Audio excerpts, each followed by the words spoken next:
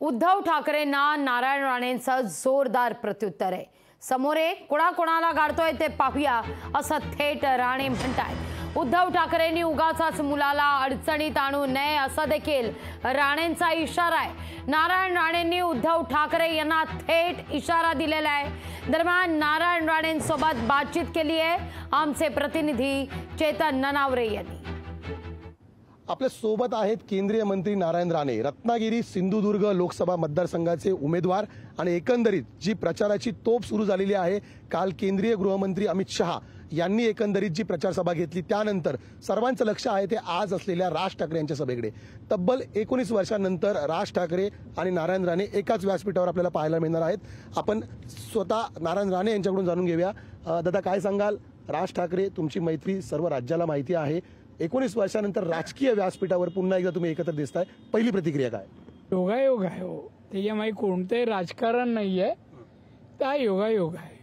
मी लोकसभेसाठी उभा राहिलो आणि त्याच वेळेला सन्माननीय राजजी ठाकरे यांना माननीय मोदी साहेबांचं पंतप्रधान म्हणून करत असलेलं काम, देश प्रगतीकडे नेत आहेत, विकसित देश बनवत आहेत, हे सर्व त्यांचं काम आणि कार्य त्यांना आवडतंय आणि म्हणून त्यांनी मोदी साहेबांना नकळत भारतीय जनता पक्षाला पाठिंबा जाहीर केलाय।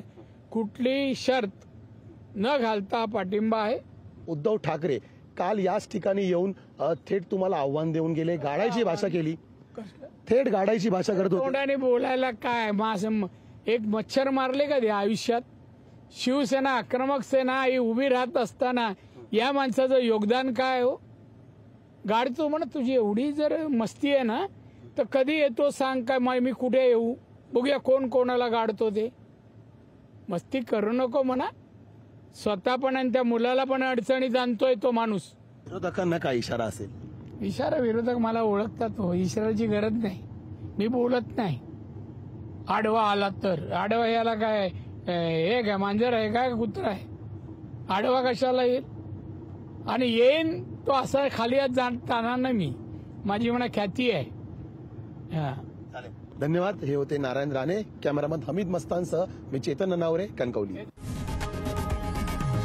लोकशाही मराठी ऐका, पहा, जागरूक रहा।